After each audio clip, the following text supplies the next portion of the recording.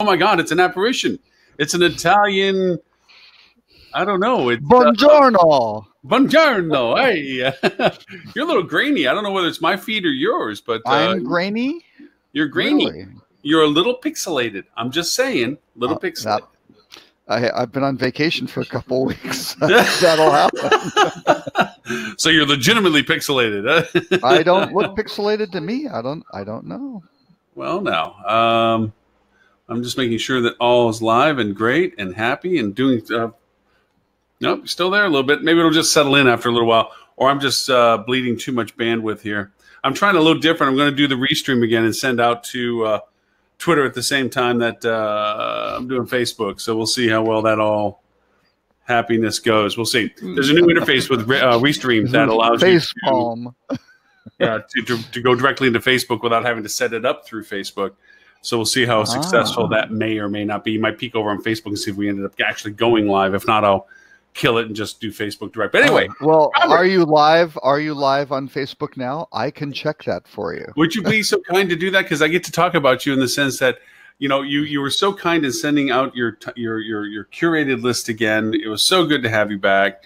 But I feel that you missed the true essence of why all of us did not try to replace or fill the shoes that you have created. And that is, you didn't like my excuse. I created excuses for you guys to publish. You did, and I sincerely appreciate them. But really, at the end of the day, it's just intimidation. We are just not capable of doing the caliber of work that you do on a consistent basis. I mean, back in the day when I used to do the list, it was roughshod at best, randomizations, pulling things out of midair. You're structured, you're formatted, you're thoughtful. You're like I said, it's a very well curated list. At least it's formatted. Well, yes, and might I say, mostly thorough. Wait, just a quick update on Facebook because I know the viewers like to see exactly how the sausage is made here. Yeah, right now, Lauren, you need to go up to the slaughterhouse floor because Facebook Live has connection problems. Reconnect and says, "Welcome. The broadcast will start shortly," but it is saying that it's live. Okay, well, and I'm on Twitter as well. I'm on Twitter as well, but I'm not getting a. Let me refresh the whole screen that I'm feeding from. See if that helps our process here a little bit. And we apologize to everyone in Florida if their lights dim. Well, Lauren tries all of it. Oh yes, I could see you. I could see your mouse or the little hand going. It's hovering over Reconnect right now. Yeah, we'll see if it decides to bring us back to live here. Yeah, it seems to be coming up. There we go. There's our happy faces. No, not so much. It's coming. It's coming. I see it on my screen over here, so it's a delay factor. Really? Okay. Yeah, there's about a 30-second delay. Waiting for cache. There we go. And now I've got the same screen. Still in the corner, I can see the little thing that says waiting for cache. And then it recycles itself again. How happy. Connection problem. Well, anyway, while we're figuring out our technical issues, let's get down to business. It's coming. There it is. Yeah, it'll go away in just a minute because it seems to be recycling again. Yes. But nice part is on YouTube, we have Strong Stream Health. On Twitter, we have Strong Stream Health. Oh, no, moderate. So Facebook seems to be the only one that seems to be struggling with the band feed right now. But needless to say, let's jump to your list. Facebook just went with a little circling. Yeah. Let's get to some of your happy content because it is Google on top of Google on top of Google. Oh, I would rather talk about technically how Webinar Jam produces this. We produce this show so actually seamlessly with such high production values. Yeah, see, Webinar Jam I think probably runs really good. It's when you're trying to pump it out to every platform, I think you begin to do the choke factor, which is my bandwidth. I think at the end of the day, it boils down to the fact that unless I got fiber optic, one of my channels is always going to suffer on something with it. But besides from that, let us talk about what well-curated content you have. You have a top story, which is, of course, travel industry apps lag substantially behind credit card and banking apps, according to J.D. Power. Now, do you know anybody that works for J.D. Power? I happen to know a guy who is actually their senior consultant Well, in their then. hospitality practice. Yeah, and that's me. But So, so yes, there's so that article. yeah, And you have a so bunch of yeah, we ran Oreo a and we Google in there too. yeah, and so yeah, we ran a well, and I thought there was some interesting Oyo Airbnb stuff, and actually an interesting article on Rosewood doing some stuff in interestingly in the luxury sphere, and yeah, I thought Max had a good article on how to organize your website content like Marie Kondo. So always like to throw stuff out that doesn't make you happy, and yeah, and an interesting rut row, which was Yes, we can we can definitely go get into through that. We can go definitely get into into that. But I think starting off the travel industry lagging the rest of the world, yeah, I think was certainly the result. What JD Power did was a very extensive study of travel apps. They actually had 15,000 respondents who it was also not just for hotel. It was for air, it was for car, hotel, and online travel agency. So they had 15,000 respondents to this, and they first spoke about what they liked, what apps they had on their phone, on their devices, uh, which ones they use the most, that sort of thing, general satisfaction levels with them. And then there was a practical, okay, now use it for stuff, right? Section. So I think there are 24,000 actual, whatever they call them, exhibits of individuals using the actual apps. So it was really, really robust study, and the outcome was, I thought, had some very interesting things. Now I have to say I'm not speaking on behalf of JD Power. This is Robert Cole. My independent opinions as rock cheetah, nothing to do with my work with JD Power. But I thought there were some very interesting things that basically the hotel, online travel agency, and rental car apps all scored the same. They put it on a 1,000-point scale. They all tied at 849, which is interesting.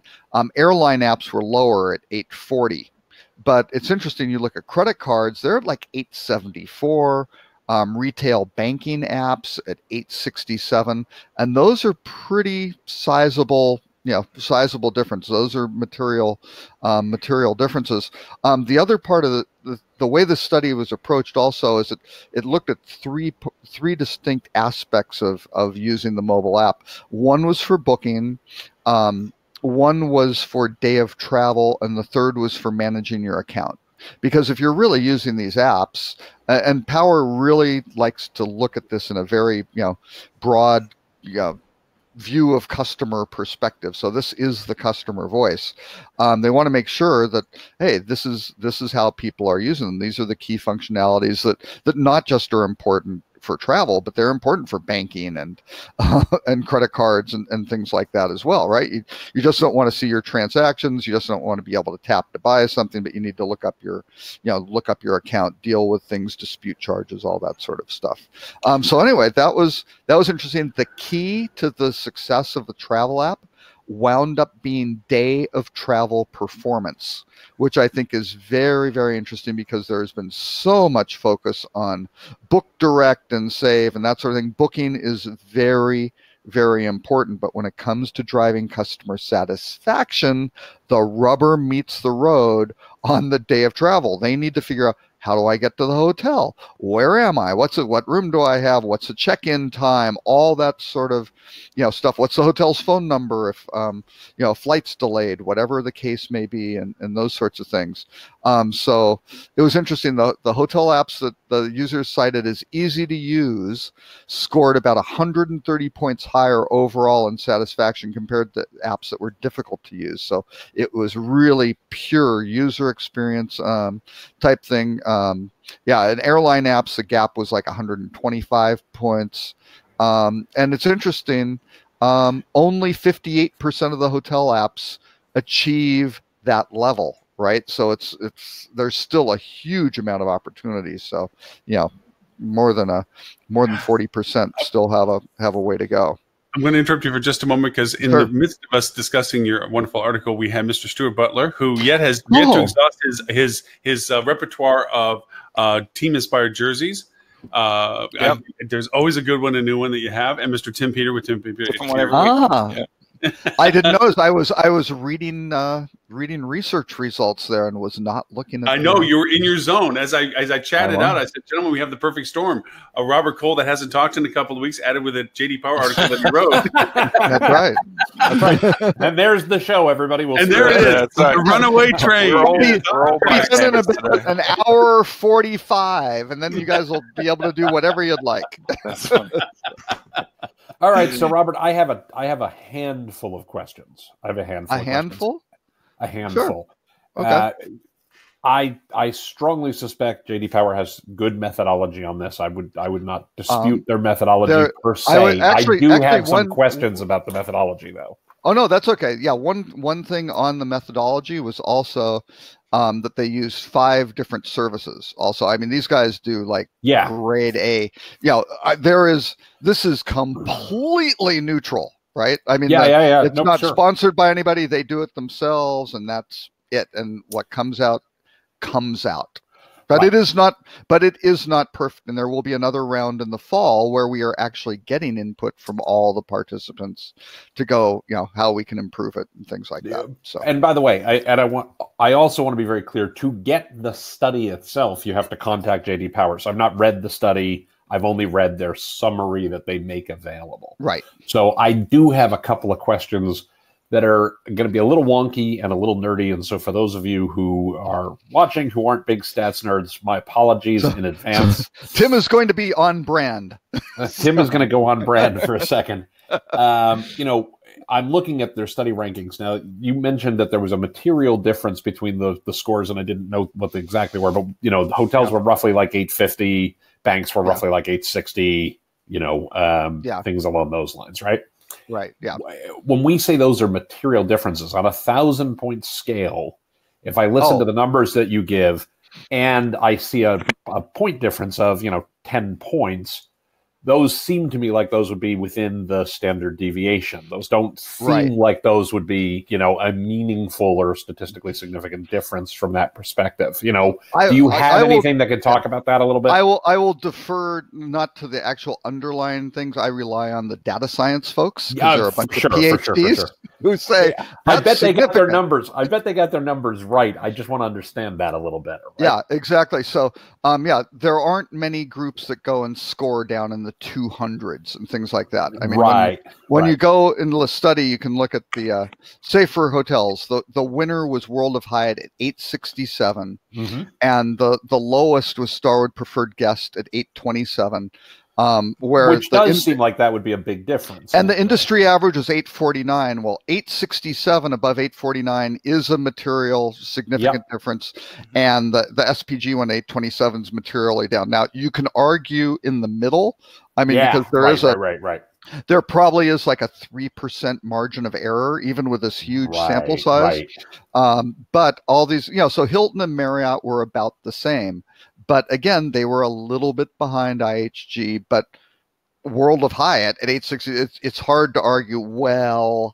But sort of thing. But the granularity in the middle is tricky. Now, there are other pages which actually have been published, but are not really. They haven't been promoted, which have the breakdowns of various categories in the study, which drills down a little bit deeper, which gives a little bit better insight. And I can actually pull one of those up and no. And this is really kind of gets to the crux of my question, because I think when we talk about the averages, we need to be really careful. When we talk about World of Hyatt at 867 versus SPG at 829, that makes a ton of sense to me. When we talk about who led, I'm looking at Orbitz was at 866 and Expedia was at 847. Was fascinating, and we can talk about that one. That was a fascinating outcome. So what I find is interesting is,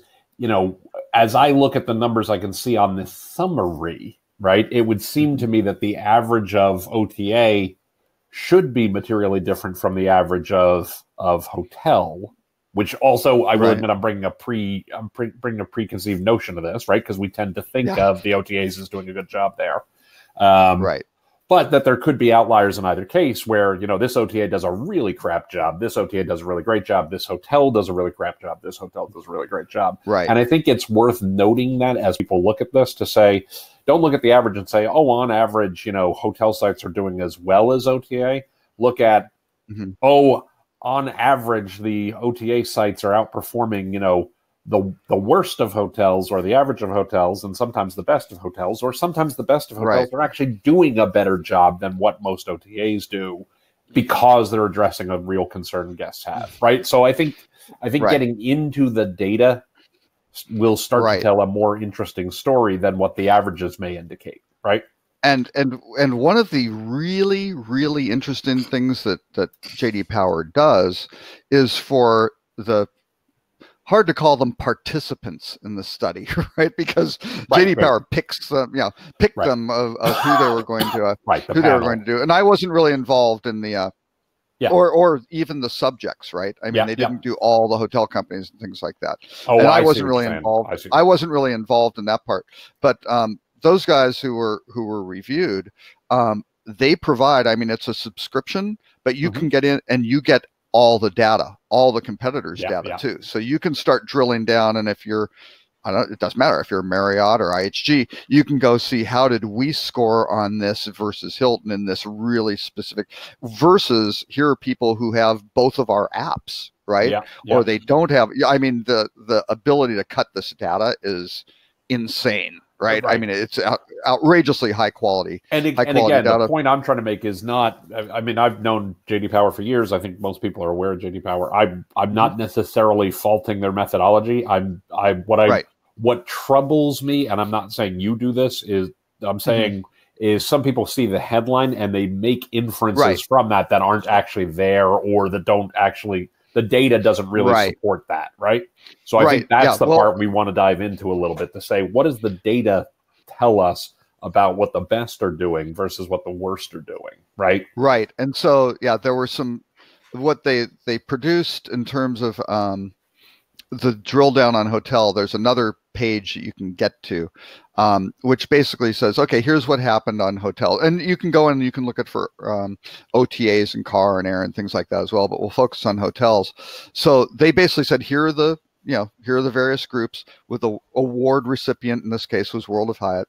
And then the ratings factors they're looking at was overall satisfaction, ease of navigation, overall appearance. So that's just kind of the aesthetic of the design, the speed of the pages loading, ranges of services and activities, and clarity of information provided. And what's interesting is the data science guys kind of get all these, they have their panel of questions, and they've done this with a lot of other industries as well, right? And this was the inaugural study, so it's not like this is perfect, but it's a benchmark, right? Yeah, so here we go. We got a benchmark, and what the data science guys really come back and go, you know what? These 6 factors are kind of what make things go. Right. When we start seeing that people have overall satisfaction, it's the clarity of information. It's how fast it loads. It's what it looks like, sort of thing. These are important deals. So when you look at the difference between World of Hyatt, who scored #1, and IHG, who is #2, it's interesting. Overall appearance for Hyatt was 5 out of 5. Actually, Hyatt swept. They got 5 circles in all 6 of those categories. So they really did a good overall job in based on the results of this survey, right? IHG though on overall appearance only got 3, right? And they got 4s on everything else, so that was kind of a laggard. And these things are weighted between the various categories, and it's all how does it replicate real travelers and things like that. I mean, there's a lot of stuff going into it. Stuart, but you start looking through, but Hilton, we'll just go through a little bit. No, but you no, but Sunar's in there going, but this is go, bud. I'm listening. No, but this is, but what's good about this, that Stuart, I would love your point of view on this, because I will tell you, I've done a lot of redesigns of hotel websites in my life, not clearly as many as a company that builds websites for a living. But I mean, I've done, a couple dozen in my life, which is a lot compared to most people, right? And I will tell you, one of the things that I've always found fascinating, and Robert, you brought out a really interesting point a moment ago about, access to information. We've done lots and lots and lots of qualitative studies over the years around what's most important to people, or what was the biggest problem that they had, depending on how you phrase the question. Right. And before every redesign I've ever seen or ever done or ever been associated with or ever heard about, the number one thing people complained about was I couldn't find the information I was looking for. Right. And after we did redesigns of everyone I've ever done or ever been near to or ever been associated with or ever heard about, the number one problem was couldn't find the information I was looking for. Right? Because that's really what drives people's decisions of, I have a specific question. I have a specific problem I'm trying to solve. And if you don't make the answer I care about immediately apparent, and there's so many things that could be the answer to that question. So it's really hard to do. Right. Yeah. You're going to get dinged, right? So, Stuart, if you want to pick up on that. Yeah, and I think that's, following up on that, I think the mistake a lot of folks make is they do look at, to your point earlier, averages and make assumptions from that. And when you optimize for the average, you're really not optimizing for anyone specifically. So, I think you got to be careful when you're looking at what information is the priority information, and not just make assumptions from aggregate data. I think you've got to really spend some time looking at quantitative and qualitative information in creating tools, because you're not, what each of us four people would be looking for at different times is probably different. There might be some trends and some overlap, but you can't really predict that. When you're optimizing for everyone, you're really optimizing for no one. So giving tools like, it's amazing to me how many hotel websites still don't have a search option. I'm not talking about a booking search widget. I'm talking about an actual search for keywords. Time. Check-in time, right? Something like that. Because that's a tool that's really, intuitive for consumers. It eliminates frustration, but it also gives you a lot of insight. It helps you determine where are your gaps in knowledge, because you can start seeing the path that people take once they do make a search, where they end up, and what happens to those people. So, maybe you don't have check-in time available prominently somewhere on the site, and that's a big miss because people are getting frustrated when they can't find it. So I have a quick point on that specifically, and this I'm going to do pure shameless self-promotion. I rarely do this. I rarely do this level of self-promotion, but I will do it. I think you all know I'm associated with a company called Solo Segment, and one of our core offerings is around improving site search. Now, most of our clients are not in the hospitality industry because most of our clients don't have site search. But we do know that site search tends to be used from the low single digits to the very, very low double digits pretty consistently. 4 to 9% is very normal range. 2 to 11 is a less normal, but can happen. You're saying of people that visit the site will use it? People that visit the site, right. Yeah. And what we find is the people who search convert anywhere, and this is a very, very, very broad number. I want to be really clear. But typically convert anywhere from about 140% better to about 600% better. Now, the thing we always, and that's just it. Yeah. The thing we always take from that, or I always try to explain to people, is we think the causality on that is the other way around. Right. They don't convert because they search. They search because they're desperate to convert. Right. There's a higher intent to convert. There's a much higher intent. Yeah. Right. But you facilitated it with that search, right? So they could do it because you can't anticipate all the use cases that they would need that you have to, or you get the world's most cluttered, homepage where you're just like, what? Oh my God, there are 140 options here. What do I do? Right? So yeah. But anything you can do to reduce that friction. Has anybody seen GE.com lately? By the way, I realize this is coming from left field, but you should check out GE.com. I'm curious to see how long this will live. But it's now GE does a million different things, right? They're in a ton of different industries. They support lots and lots and lots of different customer types all around the globe. And if you go to GE.com, you literally, they have a search box right in the middle. It's like going to Google in the old days. It is, yeah. Because they've come to recognize... They can't serve everyone with a homepage full of content, right? Right. Exactly. Yeah. So they've basically said, okay, we've got to address this and make it really easy for people to find. Oh, and then they have something on the behind it which says popular right now, which is like GE reports, careers, stock, annual report, whatever ESG is, aviation, healthcare. It doesn't seem to be a way to scroll it or anything, but it's it kind of gives you kind of the top returning things. Yeah, that makes sense. And they probably made that decision after diving into their data, right, and realizing that they weren't serving anyone by trying to force people down specific paths. And their menuing is really simple. GE businesses, boom, they've got whatever 15 lines of businesses, really easy to read, lots of white space. Same with investors, careers, news. There's even a search button, which I'm sure this lives at the top of as the top header. Right. And their share price, right? And that's and I'm not sure. Yeah. Oh, and then they have a little I couldn't really figure out, they had kind of a globe icon. That's their directory, right? So I guess that's going to be, I don't know if that's a side index, but it's really clean. Yeah. And we find in the times when I work outside the hotel industry, and I will bring this back to why this matters for the hotel industry, because it gets to what Stuart was talking about very clearly, is, we find, so I have a client right now that we're working with that publishes specifications, right? I will tell you who the client is. It's UL, right? So Underwriters Labs, and we find that some of the top search terms that people look for are the numbers of an actual specification. I don't know one off the top of my head, but something like, UL 1, 2, 3, 4, 5, because they know what they want. Right. Mm-hmm. And surfacing that when you have, in UL's case, hundreds of thousands of specifications that you've published over the years, obviously directing somebody to that is really challenging. Right. There's no simple navigation that says, here's the taxonomy of all of the different specifications and here's how you work your way down to it. The reason I bring this up, and the reason that it's pertinent from a hotel perspective, is each guest at any stage in their journey has got very specific, often very narrow questions.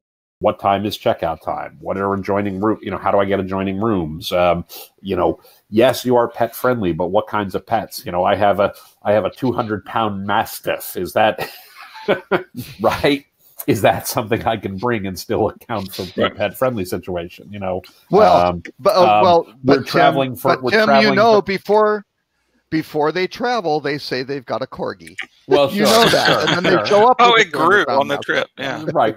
Yeah. But I mean, we're traveling. We have someone in our family who has, a disability or something along those lines. Things along those lines. People have, I wrote a post years ago that's only partly relevant, but I'm bringing it up because I always loved the title of it, which was, "What makes you think your customers care about you?" Right. Because they don't. They care about their need in that moment, and they're not doing it because they're selfish. They're going someplace because, yes, it's a holiday, or they're going to a funeral, or they're going to a wedding, or they're going to somebody's graduation, or they're traveling to Disney and they need to stop somewhere as they're driving down the I-95 corridor. But boy, they better have free breakfast in adjoining rooms because they don't want the kids in the room with grandma or something like that, right? Right. And each of those is a different set of questions, and answering all those questions with the right content. Creating the content is something many hotels do a terrible job of, and surfacing that content is something that pretty much every hotel does a terrible job of. Just because there's so many different questions that need to be answered, it's very hard to surface that for everybody, right? For sure. Right. Yeah. Yeah, can we jump back to the article for a second? Yeah, sure. So, because I missed the first part of Lauren and Robert's conversation, but I mean, I think there's some really interesting things to unpack from it, but I really don't like the clickbaity headline because I think it's very I think it's very misleading, like you were saying earlier, Tim, because we're really not comparing the same thing. I know they're trying to be objective in terms of the categorization, but the purpose of the app is almost as important in the context of this, because if you're talking about bank apps or credit card apps, right, these are things that are part of your day-to-day. The utility of it is very familiar. And if you look at bank app A versus bank app B, they're very, very similar. They've kind of honed into a methodology that everyone seems to have Well, inherited. and a set of tasks, right? Right, exactly. A fairly narrow set of very tasks. narrow set of utility tasks that Right. you know. Right. So I think it's not really fair to compare, say, credit cards and banks to travel. It is in the same ilk. I don't think it's fair to compare OTAs to hotel apps either, because again, I don't. well, because part of what the Ooh. OTAs do is booking, Ooh. right? But that's one fraction of what the hotel app should do, because the hotel app, and you also you mentioned one of the most important parts was day of travel, right? Right. Day of Absolutely. travel, no one's going to the Expedia app. I mean, other than maybe to find a confirmation number, they're not using it for check-in. Hold on. They're not using it for they're not using it for check-in. They're not using it to communicate with the property. They're not using it for directions. They're probably using Google for that, or the hotel's own app. So, I don't think the usage is factored in when you're rating these stuff. So I don't know how useful it is to say Expedia. The OTAs. Well, now one of the downfalls of this study, right? We have a whole bunch of data for hotels.com and booking.com, which were both reviewed, right? The same way as all the others. Sure. But Power looked at it as really the scenario of, comparing those to the air hotel car apps may not be a fair comparison, right? Because they don't really offer so they kind of got left out, right? Which is too bad. And we didn't do Google, especially now with Google, really changing its booking capabilities. But again, there were some things. Didn't do Airbnb. That would have been a really now. Who knows? Maybe in the fall we'll wind up doing these. But the really interesting stuff that I want to see that I haven't dug into yet is just let's look at the booking factor, because again, when people went through the study, they looked at booking, they looked at day of travel, they looked at account management, right? And so you can slice this stuff and go, hey, let's look at what happened in the booking process for Hilton or Marriott, whatever, versus hotels.com and booking.com, which I think is going to be very interesting. Yeah. Right. But very again, interesting reading. But going back to the point, right? A hotel app should do a lot more than booking. And we have completely agree. Right. We have an app product for independent hotels, and I see the data on it, and people are using it to book. We're seeing about 3% of total bookings now, online bookings coming through apps for the folks that have it, which is a lot lower than like Hilton showing 20%. Sure. Well, sure. But we're seeing folks open the app 2 to 3 times during the planning and booking process, but we're seeing them open the app between 9 and 11 times during the stay on the day of arrival and through, right? So absolutely, clearly that's an indication that people find more utility from the app as an experiential thing for requesting upgrades or requesting amenities and things like that, or communicating with the staff, or using it to unlock the room, whatever the functionality is there. None of that exists in Expedia's app. But booking.com, we stayed at a lovely little, you could call it an Airbnb, right? It was an individual apartment in Vernazza and Cinque Terre in Italy. Spectacular place. It's my favorite place in the world other than England, in Myrtle Beach. Cinque Terre is awesome. I went there with my wife before we were married. It's phenomenal. Yeah, it really is, isn't it? We had a great time. This little place, we communicated with the host through Booking.com. Right, we didn't get their direct email address because they had someone meet us at the train station, because to find the addresses there is not easy. With the little roads, you need somebody to lead you down. And this little, probably 5'2" woman insisted, and I'm like, no, I will carry the bag, because we have like 45 pounds. We're gone for a couple of weeks. We got a couple of these. Yeah. Oh, and we were hauling our daughter's stuff back, so we had stuff in there. She hauled one of them up the stairs, right? And it's like, you do not stop doing that. I will do. And she's like, no, not my. I got this sort of thing. Hauled, it was probably 2/3 of her body weight easily. Right. So they're like an ant hauling this thing up the stairs. But anyway, we communicated back and forth with them in terms of, what's the key? Hey, we checked out. Here's the key. Any sort of thing. It was it was great, right? You had, and Airbnb does the same sort of thing. So for the day of travel, really, really important. My daughter just got bumped, or she had a flight cancel. She was going to Prague for the weekend. Now, we didn't review Hostel World because this was a US centric study. Sure. Let me tell you, it was number one. Hostel World does an amazing job of directions. How do you get to the property? Right. You know, they do driving directions, train station, airport, very clearly laid out, very succinct. The mapping is great. They do a fantastic job with their website. I want to jump in for 1 second because I do think, Robert, what you're describing right now is exactly the point that Stuart just made that I think is really key. There are two very important things that I think we want to segregate here, right?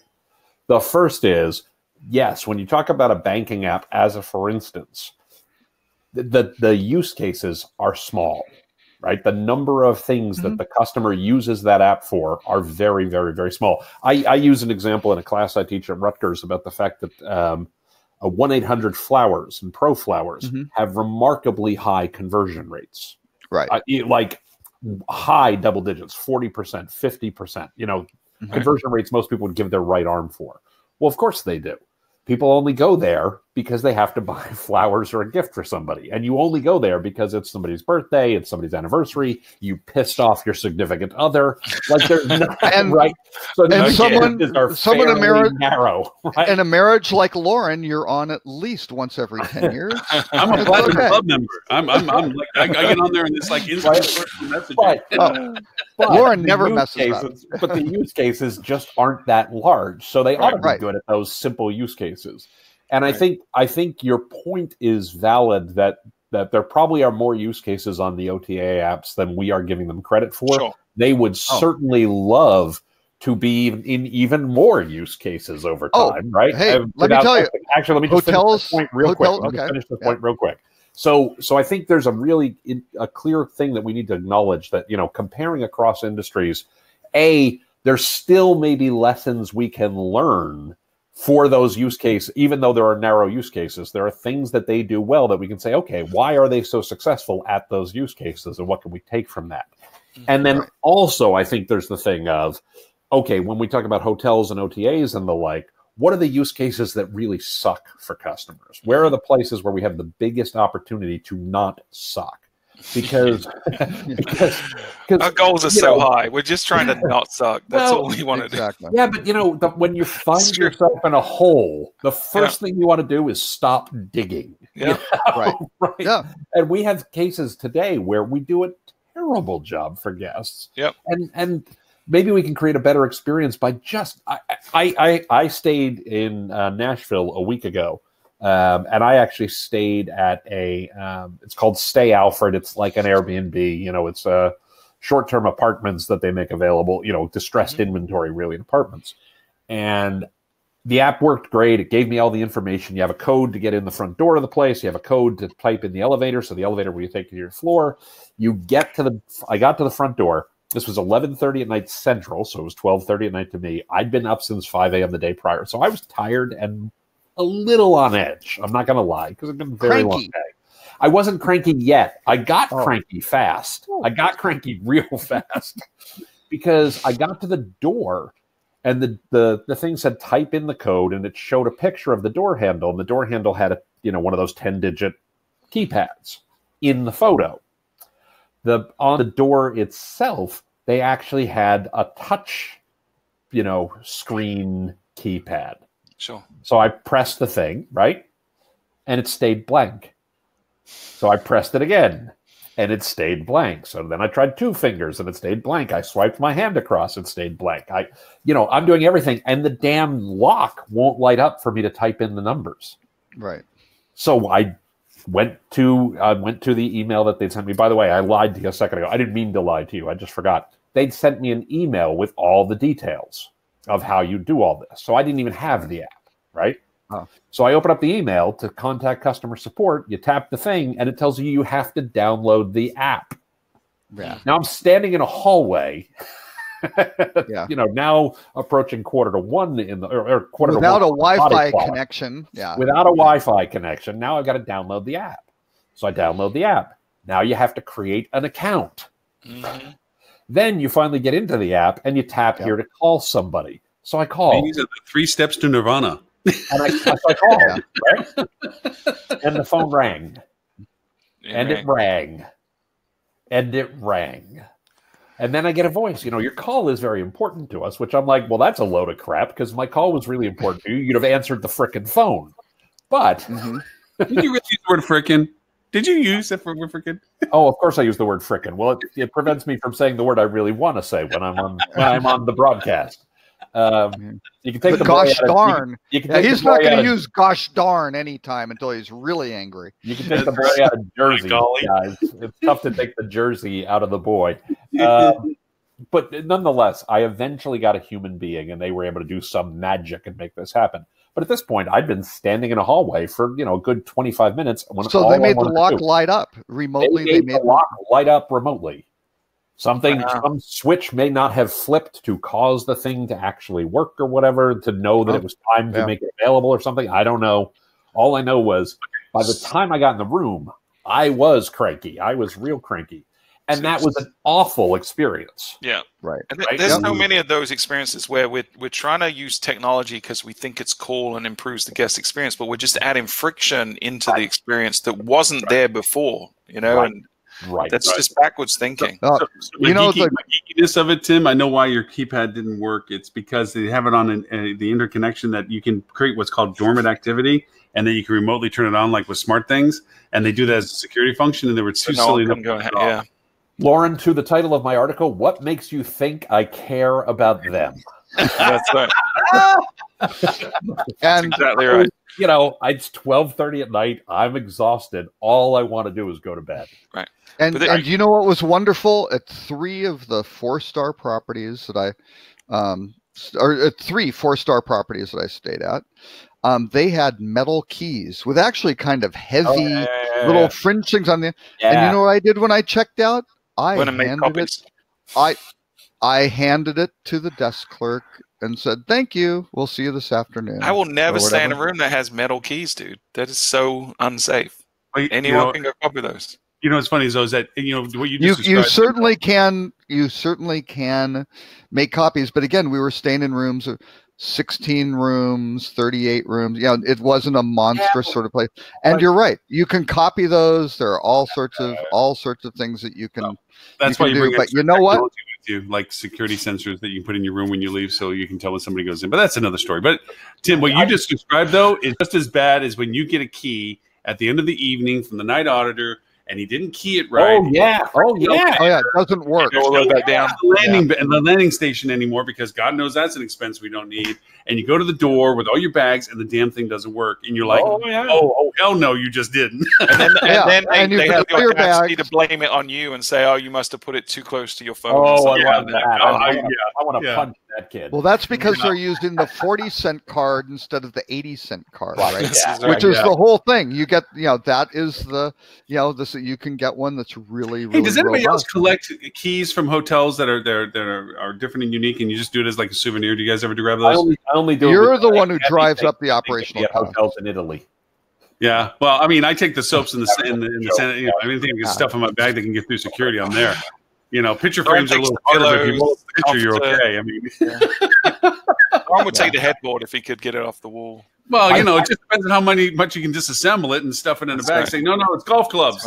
In all sincerity, I only collect keys in the sense that I often forget to drop them off as I'm walking. I find them in my bag. I'm like, exactly. I'm like, I was at the Broadmoor, and it's like, man, I don't go over to the Broadmoor often. Of course, I'm going to keep the Broadmoor key.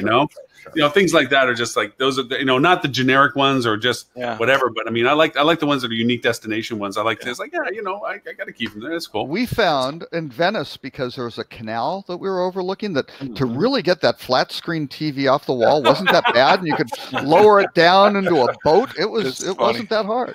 I was staying in a hotel recently. It was one of our clients in Myrtle Beach, and we were staying there for my son's 13th birthday party. He had a sleepover with a bunch of kids, and we were coming down in the elevator in the morning, and there's this family standing there, and the lady had a huge TV in her arms, and the rest of the family were kind of standing around, almost like trying to shield it. God. And my son looked at me and just grinned, and I looked at him, and I was like shrugging, like. I mean, what can you do? I mean, you're not going to accuse someone of stealing it. They may have brought it with them. I don't know. Maybe they brought it with them. They want. Yeah. I don't know. Let's hope so. But it sure did look interesting. Hey, so from a topics point of view, there's two still large topic of conversations: the Google conversations that Robert was generous with, and the Oyo conversations that Robert was generous with, and of course, I bet he's happy. Yeah, and the average IQ on Robert's screen just went up.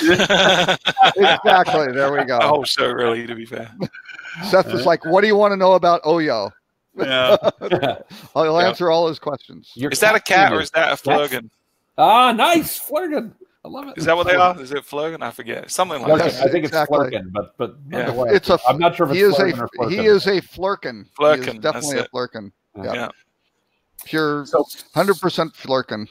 Nice. So Google Hotel search. I'm going to say one quick thing, and then I'm going to shut up, which I know is rare for me. But I did a whole rant about this when we talked about Google a couple of weeks ago. I wrote a post about this. You know where I stand on this. They are in the business. They are, I think, the most important distribution channel, and I think that's only going to grow as they go forward. Yeah. So let me ask you, from your client's perspective, though, what are you seeing from a volume perspective directly from GHA relative to other channels? No, that's a great question. So when we talk about hotel ads, the numbers are still, first of all, okay, so I'm going to give you my rant about metasearch real quick, right? Metasearch for most hotels is delivering, anywhere between 1% to 4% of traffic for most hotels that I've encountered, right? The conversion rate on metasearch is somewhere around 4%, right? So 4% of 4%, if we multiply that by 24 hours a day, by 7 days a week, that's 16 minutes. If you're spending more than 16 minutes a week worrying about metasearch, you're spending too much time. Metasearch to me in the industry is like the fourth person you ever kissed, right?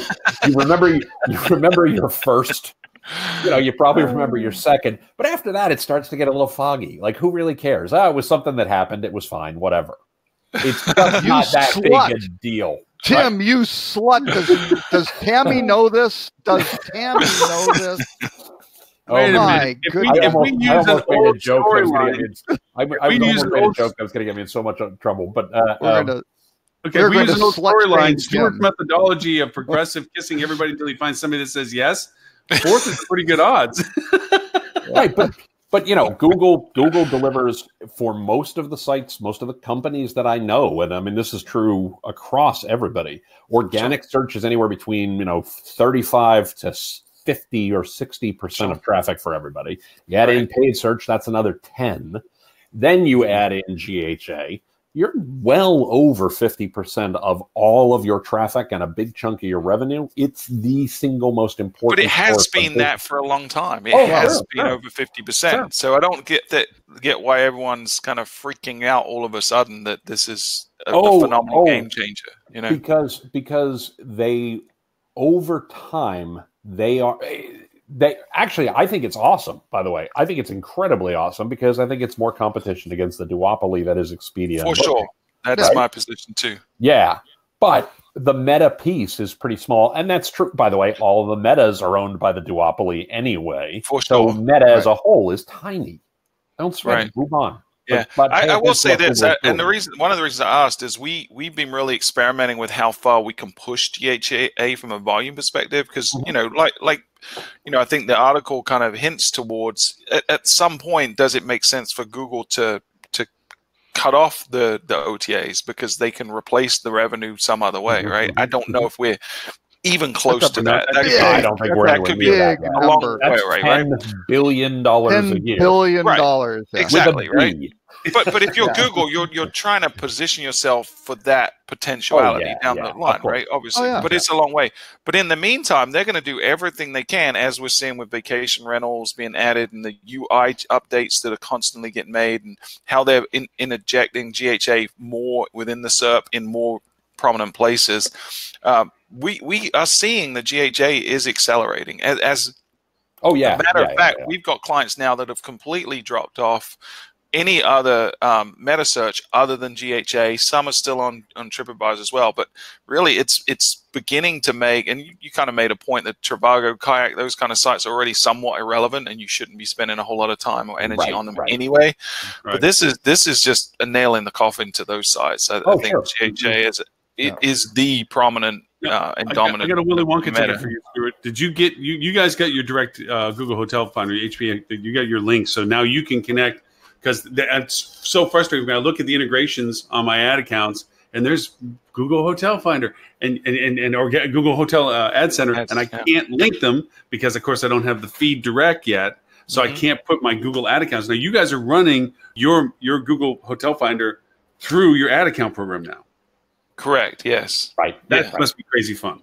Yeah, it is, and we're still figuring it out. And the problem with Google is this, like any of these big guys, is their support isn't ideal, right? It's not built to spend a lot of time with one specific partner, and they have the party line that they tow, and they'll have to go through 7 layers of people to get an actual answer to the question. So it's you got a link in a blog. You got a link in a blog post. What else do you want? And an email address. And I tell you what, Google has more turnover, or at least they're switching roles more than any other company. Like we get a rep and we get settled and we get them up to speed on what we're doing, and then they change, and either they leave or they get moved, or Google decides to reshuffle how they deal with agencies. So it's been frustrating. Not as frustrating as TripAdvisor. They are the worst to work with, but it's been tough getting.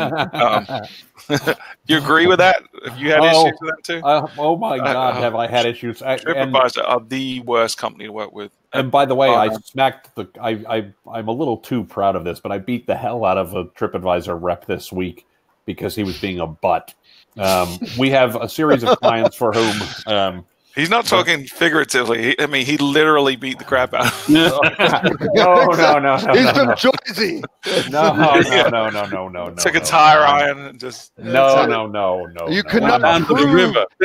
You cannot prove that Tim called the hit. But no, but we were talking about, we have a couple of clients where they keep raising the prices and the traffic keeps declining from TripAdvisor in dramatically in both directions. And in many cases we were ranking either number 1 or number 2 or things along those lines. And now because they've switched from traveler ranked to value, it's been a real nightmare for us. So nonetheless, he went into this whole spiel about why they felt it was really important to put the content that's most important to their guests in front of them. And I said, well, that's only fair, given that all of the content that actually got you there in the first place was provided to you by the guests. Right. Right. Yeah. Seems like what you want to do is use that content to actually help them out, the things they told you were important in the first place. So when he says stuff like that, then say, well, why does sponsor placement exist? Because that is the opposite of what you're saying is your mission. Right. Oh yeah, exactly right. That's exactly right. Yeah. So anyway, but they're damn shareholders. Awful. Damn revenue. If they didn't care about profits, TripAdvisor would still be the best site for researching hotels. Silly them. Yeah. Silly them. Well, I actually disagree with that. If they didn't care about, it's not about whether or not it's profits. It's more about, are they showing specific types of growth for the street? It's more about share price. They were plenty profitable under the old model. Yeah, they've lost their way with. Yeah. You're right. Right. Yeah. Right.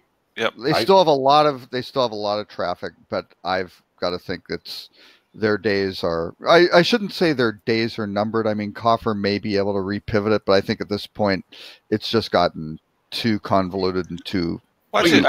I mean, they're fine. It's not like they're in any financial danger going out of business. I mean, I think this is a reset for expectations in Wall Street of what the value is of this brand. But I think at some point that will come back to hurt them with consumers too. Oh yeah.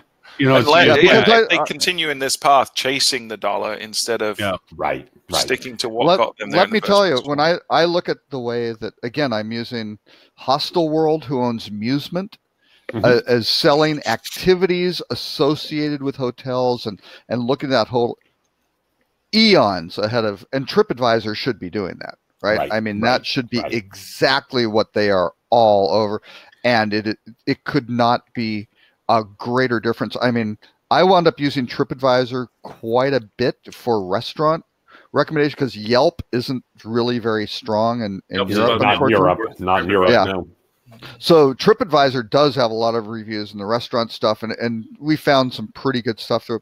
But boy, between the user interface and drilling down and talking about I want to do something, and it is so far away from the the core app functionality is just it's also horrible. funny about TripAdvisor is that even though we have the privilege being in the association affiliations that we have, we can talk to people high up in the food chain with TripAdvisor. They all remind me of that E-Trade commercial where people try to talk to their financial advisor, and either he jumps in the pool or he throws steam on the rocks and starts BSing or something. Every time you try to reach out to somebody, it's like they don't even know. They just smoke mirrors, smoke, and mumbo jumbo, and we'll get back to it, and nothing ever comes out of it. Well, they don't even know how to their, solve the problem. they've lost their way of who their customer is and what the purpose is. Yeah, Their and the purpose right user now interface is to increase their value to the street. Right, but they're also structured really odd. Like, it seems like everything they monetize on the site has a different team, and they're competing against each other. Right? There's not a how do I maximize? They should look at it from the perspective of how do I maximize the revenue and value for each hotel across the site and all the different options. Not believe it or not, business listing versus this versus this versus this. Believe it or not, Stuart, I don't think I disagree with what you just said from one perspective, but maybe anyway. I think where they've gone and he's wrong, not going to tell you what that is. No. Well, it's not even how they maximize the revenue from to the hotel. It's also how do they maximize the experience for the customer, right? Which is the guest, so that they then have a great. When we used to pay for the business listings, it was a great thing to do because it had a lot of value to us because we knew we were reaching the right customers consistently. Now it's how much are you going to pay us to have any shot at showing up in front of customers, even though customers have said you're the best hotel in a given market, or second best or third best, or something. For sure, yeah, and I understand where you come from. I was talking more from the perspective of because they're certainly delineated between sales folks and engineers and product team, right? So we don't deal really with the product team unless there's something we're trying to get changed, but which is rare, but. From the sales side, their real only mandate is revenue for the business. So even if they could get those guys humming along to the same tune, I think that would help us a lot. It's right. Yeah, that's very fair. Okay. Yeah. Very fair. I don't want to lose track of a couple of things. I mean, Oyo is always it's been popping in and out of our conversations, which is fine, and we can go back to it if we want to. But two items that you threw in the Robert. Well, they just got 150 to 200 million from Airbnb. I thought that was fairly interesting. A couple weeks ago they pulled that in. While you were enjoying your Italian. Well, they've got SoftBank behind them, and SoftBank is behind all the. I mean, you look at groups like Spotify, right? For every dollar of revenue they pull in, they spend $1.30. Same with Uber, right? Big SoftBank. So they've got some guys with deep pockets who are investments. And now they've got Airbnb with a couple $100 million. That's to keep on the conversation. Yes, and we did actually. In spite of your thought that we don't have a great idea of topics, we did while you were not here. Actually talk about that. So there. Oh, well, there you go. And I equally didn't read the topics when you weren't here. Well, that's good. No. Yeah. So the two ones I don't want to miss out of this because they're real intangible at this particular point: ADA compliance and how hotels are getting nailed with this shit. And I will use that word. Have you had clients that have received these messages? Because we've had a few. Constant. I'm always a client I have right now that is being chased down with this crap. Yeah. So we went through and for a lot of our clients, for all our clients we had the conversation and advised them what we should do. Most of them we went through and did the 2.0A standards. We did some we did AA depending on the situation. But what we missed on the early rounds that we did, which is interesting, was we didn't have it clearly spelled out on the site a page which talked about on property accommodations for accessibility. Right? How to book and use ADA compliant resources. Right. And what anything you do that's different and accommodates those people, there needs to be something on the site that spells that out. And that's we had a couple of letters for clients that we'd missed that. But yeah, you will get a letter if you haven't yet. If you haven't, yeah, you'll get, everybody's getting, because it's free money to lawyers. I mean, all they have to do is throw out these summons, and all they do is get free money because people don't know how to challenge them. But there's a progression of conversation, and there's some great resources out there. I don't mind pitching places like Accessible 360 and so forth. They're in the business, but keep in mind that none of these services promise, guarantee, or will create liability for themselves to do any of the work for you. They'll do everything they can to put you in compliance for whatever, but remember, there's no minimum standard. So any small thing is still chaseable. What you get to show is reasonable effort. So there's this progression of engagement that you have of identifying that if you have any navigation challenges, you have a direct connect communication. Here's a page strictly dedicated to visually impaired accessibility to the site. The key element, though, that I think also gets missed out of most of the conversations with people right now is your booking engine accessibility to find accessible rooms is usually the hook that catches a lot of the hotels, because there's not a clear delineation of capabilities of booking an accessible room for an accessible purpose. It doesn't go. Your booking engine doesn't allow that interaction that's necessary to get that room type. So you need to create another communication value for right now until your booking engines catch up with this. And the big booking engines are having problems with it. They don't have that functionality as clearly capable as they should. Right. You're shaking your head. Some of it is related to being a booking engine provider that is ADA compliant from a standards perspective. Yes. The content is still critical, right? And some of that they're not just bringing any of the other stuff. I'm just saying most of the ones. Some of that is dependent on the structure within the PMS, and that can cause a problem. Because a lot of, especially the legacy PMSs, the room type itself is what is published out to the booking engine provider, and they don't delineate the accessible rooms as a separate room type. It's just some of the units in that room type. So I don't know if it's entirely on the booking engine provider to fix that problem. I think that there's got to be a collaboration with PMS. We've found some workarounds for that for some of our clients that have really gone that way, but man, I think that the critical thing is everyone has to be making a concerted effort, because there's so much ambiguity in the law right now. The Department of Justice have not been clear on what their position is.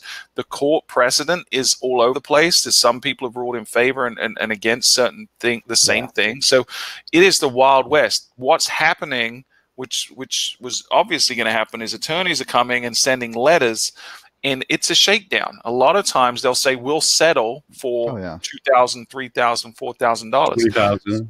Yeah. And so I don't think people are going to go the route of the court, all the time, because they're like, $2,000 and this goes away. But that's risky, because then you're just asking for the next 10 people to come out and that's the first person in line. It doesn't the lawyer, how many else after them? It just means that you get rid of that person.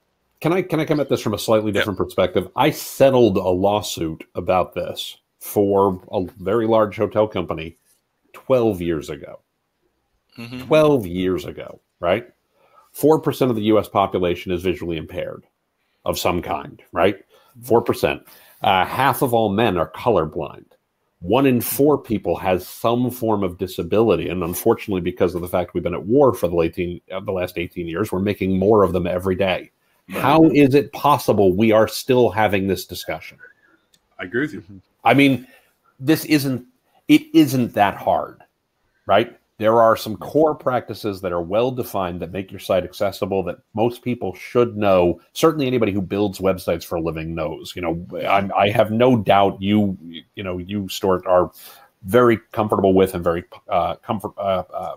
the Web Accessibility Initiative and the WCAG and all that kind of stuff, right? So that's all fairly well understood. We understand that we need to provide reasonable accommodations to these guests. I get that it's hard, and I absolutely agree that there are lawyers who are going out there and shaking people down, and the reason they're doing it is because they have success with it, because most hoteliers have not done enough to do the right thing. It's a great business to model. Take care of 1 out of 4 customers that exist in the marketplace. Right. How are we still having this discussion? Well, I'll tell you, and I'll answer that question in one way. It takes just one bad image with one bad alt tag that some rookie person that had access to your WYSIWYG website threw up there, and according to the lack of guidance right now, you're in violation. No, that's not true. Right. That's not true. Hold on. That is not from a legal liability perspective. Oh, hell yeah. No, absolutely not. They can try. They can try, but at the simple fact of the matter is, if you have defined practices for the things that you do to ensure that you are accessible, if you're willing to go to court to prove it, and most of your hotels, as you just pointed out, aren't willing. They don't. That's certain about it. So you bring a countersuit against the lawyer for bringing frivolous lawsuits and tying up the court's time, and you are done with this. I have. I've had literally these discussions. I've literally had these discussions. The problem is a lack of confidence that they would not lose. Because you're not doing the right things in the first place. We have all the other stuff in place. We even have something we did as then you're going to win. Right. And you can just send it. Go, here's is a reasonable accommodation. If you have chase them down, take the money back from them, and they're like, I don't know, this whole thing. Maybe we just pay and let it go. I'm sitting there going, look, dudes, you have everything we've done. We even, and Tim, I'll even say this as an extra step beyond it, because this is a way of doing it with your booking engines. Take all your ADA compliant rooms and put a different promo code on it and put it on your ADA page. So you can actually book the room. Right. And even with that in place, I have a lack of confidence from the multiplicities of ownership of this hotel.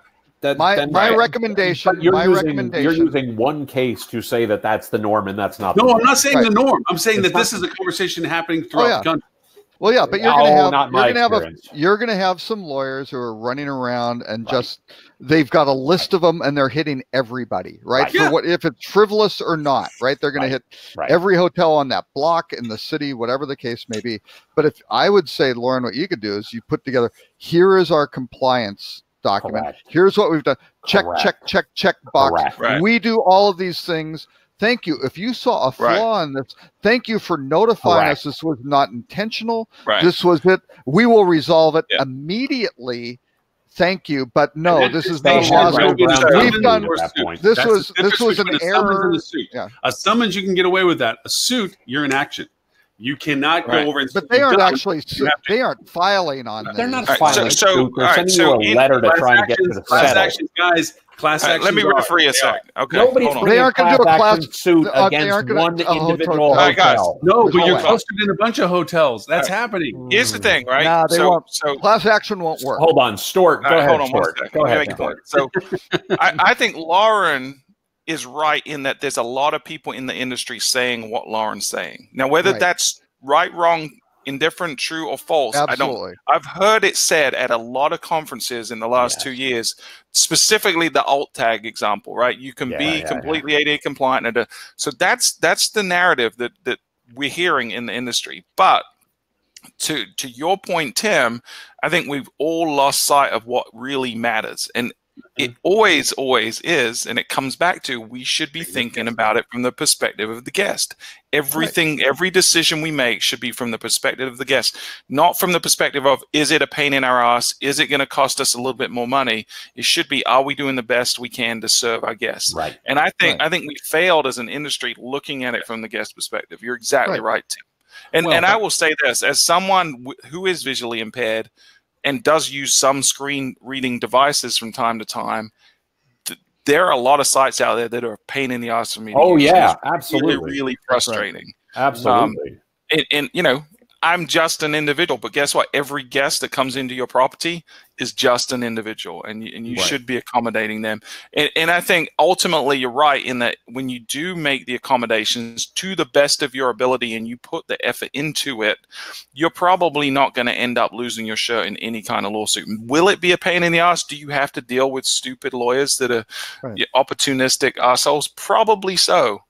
But that is life, right? But the hotel should also who are opportunistic assholes should just pretty much be, redundant statements. It's a tautology, right? For sure. The hotel should also have access to legal resources where they can go, can you make this guy go away? And here's how we have this, and you prevent it. I remember a conversation as far back as 2000 where I went to a special needs traveling. It was a part of a conference segment, and I went up to the guy afterwards that gave the presentation. This is before social media ever existed.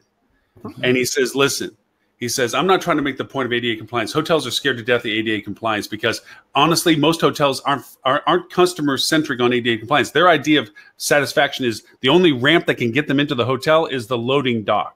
So they're not going to feature their ADA acceptance because they're barely minimum, and their minimum is sucky. So he says, but if you want to talk about loyalty to guests, okay, special needs travelers are incredibly loyal to hotels, not price sensitive, but loyal. That if you have a refrigerator for insulin, if you have ability for lift, and you have all these other things that are for unique travel necessities, they don't care the price. And they will share it with everybody else that they're already networked with that have the same restrictive travel requirements. And they're going to share, like, this hotel in XYZ location. Man, they got that. They take care of our people. But that loyalty is a guest experience. Absolutely.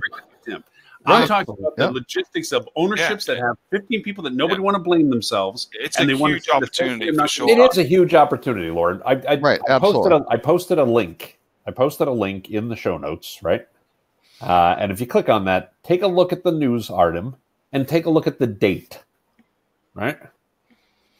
The Attorney General of the state of New York, Elliot Spitzer, just to give people an idea of when this was, today announced settlements with 2 major travel websites that will make its sites far more accessible to blind and visually impaired users. The websites, Ramada.com and Priceline.com, have agreed to implement a variety of accessibility standards, yada, yada, yada, yada, right? Okay. Right. Anybody want to take a guess? I'll give you one guess who ran Ramada.com in 2004. Well, you guys had it. Seaton had it. Him. I ran Ramada.com in 2004. This was 4 years of my life trying to settle this suit, right? And I contend today, as I contended then, we always tried to do everything we could to make the websites as accessible as we possibly could, right? Right. We always did. The simple fact of it is, this is the thing we should be doing for our guests. And today, the reason I get so frustrated about this is that literally is from 15 years ago. Right. Right? To say that this is the wild, wild west is a failure, is a massive failure of the way we think about this. It's not the wild, wild west. It should not be the wild, wild west. This is a well-known, well-understood challenge, and we should be doing the thing that is right. And to to Stort's point and to Robert's point, if you have documentation of the things that you do and the guest points out, hey, I had a problem, the correct answer is A, how can we help you? And B, can you help us understand what we did wrong so we can fix it to do it better for the next guest? Right. Yep.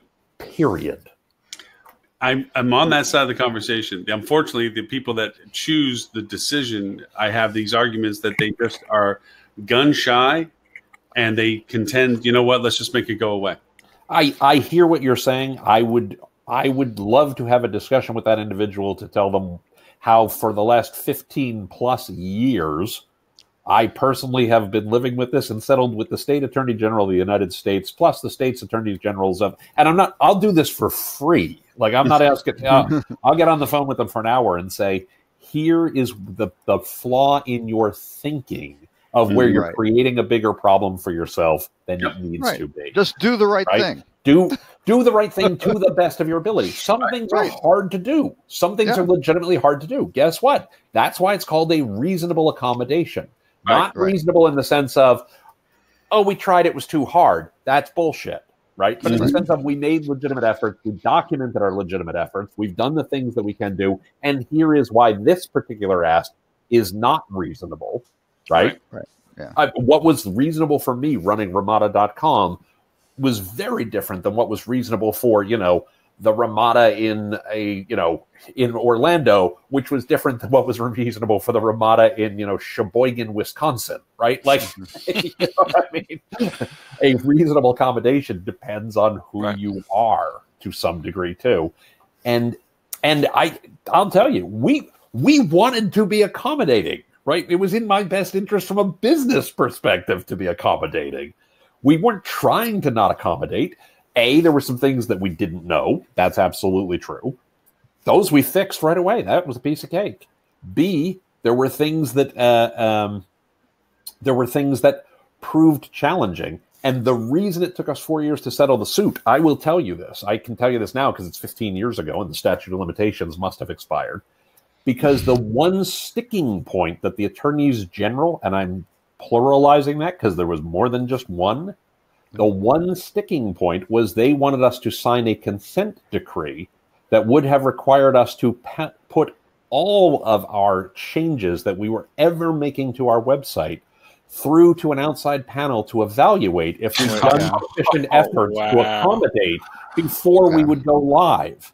Yeah. And I can't run my business that way. Dude, I'll tell you right now, what you just described, I had a microcosm with a large ownership group that was so gun-shy of this whole process. We went through this, and they brought in an outside third-party entity that was ADA compliance. That was their business. Yeah, sure. And we got we got stopped from launching a new site, stopped dead cold in our tracks. We had to first have them completely audit and evaluate our current devs platform, okay? Mm-hmm. And then was told we will not make any alterations to anything without first passing through the dev site's alterations to this site before we would launch it up. You want to talk about putting stuff to a grind? Of course. Whoa. Hold on. That's a third party that you hired. They hired. No. Right. No, that's okay. I'm saying the attorneys general wanted to appoint a group. Same reaction. I couldn't move without being told I could move. Well, that's okay. Right. I hired people to do the same thing after we got sued to make sure we didn't do anything stupid. Yeah, right. That was just part of our QA process from that point forward. I need to hire those people. There's about stupid things. 2 dozen things that have to happen. In some cases. Yeah, in some cases, the review companies build that in as a business model, right? So you have to you have to run everything by them, so they're always involved, and the meter's always running, right? Yeah. So I'm talking you've got to set some parameters on using this template. This template works. No matter how much you audit we can launch, update that template. Yeah, as much as how much you audit your launch, there's 2 dozen things that you got to clean up as soon as you launch, because something, somewhere, somehow, something, and none of that could happen without prior authorization bit by bit. So it really elongated the timeline. Because but that's a choice. You chose to put a safety on the firearm, right? Not me. Right. No, not you. The company chose to put a safety on the firearm. I was told the government was going to tell me when I could do things. Those are very different realities, right? Ultimately, it's the fact that timelines get stretched and campaigns get paused and launches get broken and all that stuff. So no. That's like doing QA. That's like doing legal review. That's like, there's lots of those kinds of things that make sense. Like you said, it's a microcosm of what you had to face, but in the reality, it's still stretched. They launched for 90 plus days. But, Lauren, I told the AG that they could do that. Actually, I never told the AG they could do this. My lawyer would have beaten me up literally, as well as figuratively. But that's his lawyer right now. Yeah, exactly. I'm getting a call right now. Dude, you're not supposed to be anymore. Statute of limitations is not. It's longer than 15 years. But shut up. No, the point was we were being held to a different standard. Not by our own decision, but a different standard than was every other hotel company in the world. Mm-hmm. Yeah. We did lots of things and lots of companies, you make choices to, accept or mitigate or eliminate the risks that you can accept or mitigate or eliminate. What your ownership group did in that particular case makes a lot of sense to me. At least when I first went to leading, we did 3 releases in a row that crashed the website, and we were down for anywhere between. I've been there. By the way, the first time that happened, I'd been there like 2 days. Like a release went live and the website crashed, and we were down for 3.5 hours or something. Nice. So we did 3 consecutive releases where we crashed the website for at least an hour each time. Yeah. So the day after that one, I said, "Guess what we're doing from this point forward." No releases. Yeah. None. 0. Yep. Right? It's one thing to shoot yourself in the foot. It's another if you reload and keep firing. Right.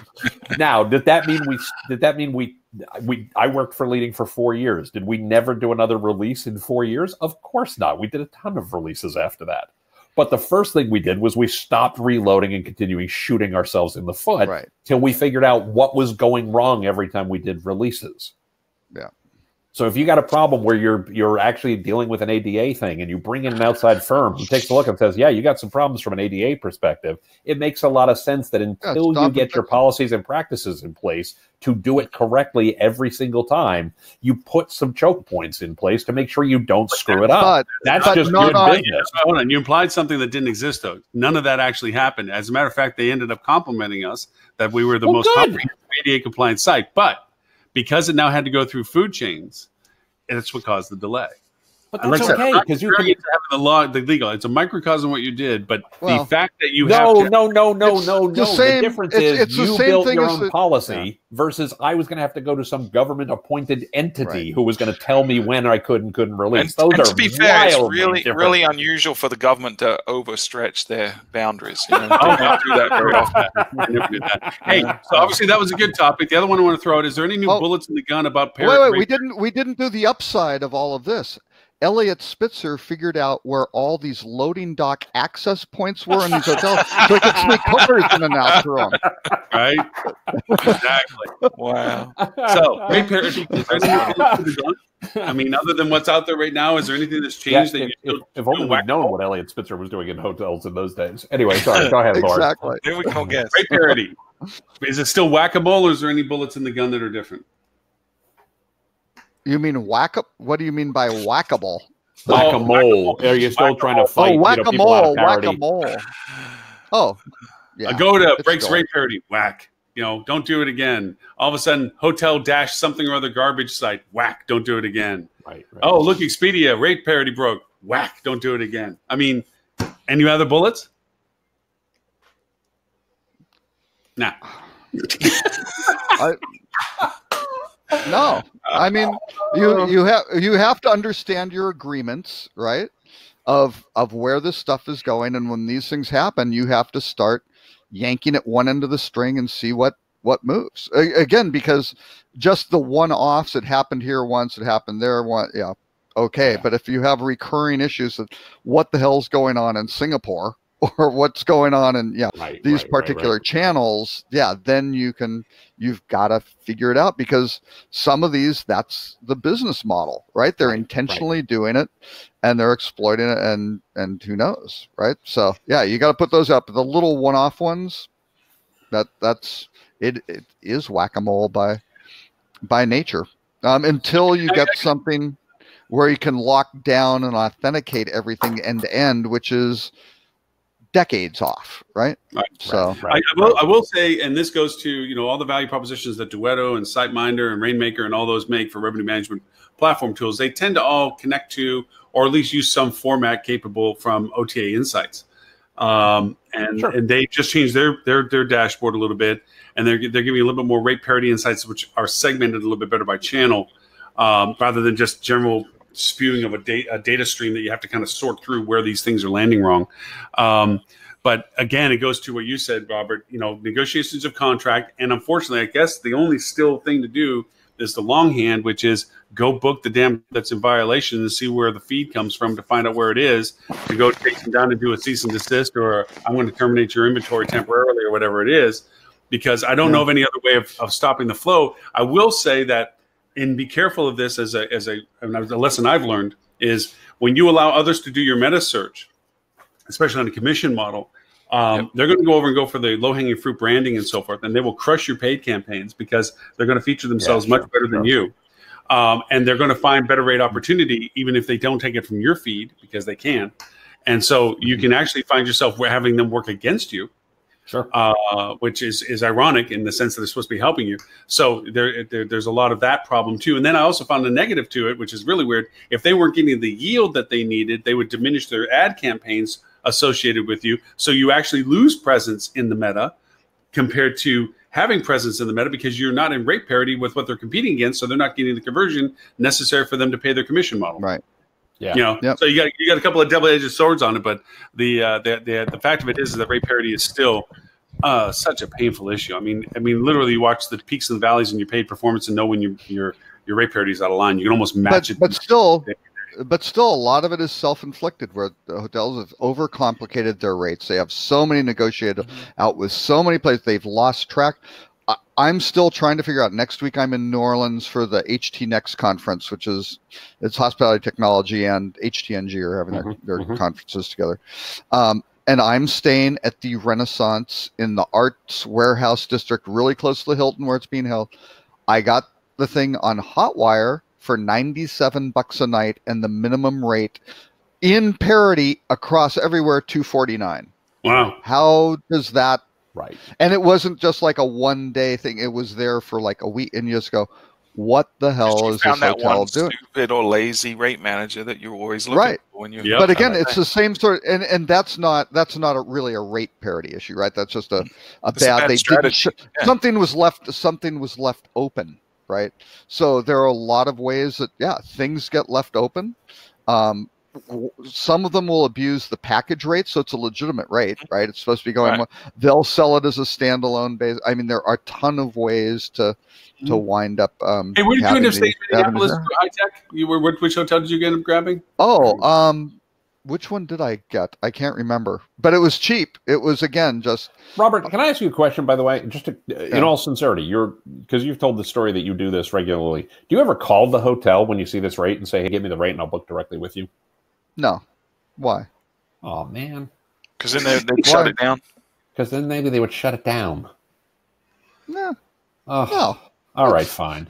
Why don't you call them afterwards and try to book it? That's true. Yeah. That's right. Say all a lot of them are canceled non-refundable, though, because in Hotwire or Priceline.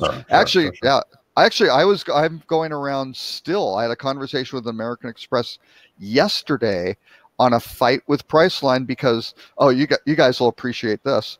I booked a rate and it said $131. This is for a trip to New York, right? And it wound up being the Iberostar. Everything's fine, except it came back and said $189.98 or something like. It's like, whoa, what was that? Sort of thing, right? And what happened was the little block that's supposed to be in the right sidebar, which laid out the taxes, didn't display in my Chrome browser, right? Just oops, they had an extra semicolon or something like that. I don't know.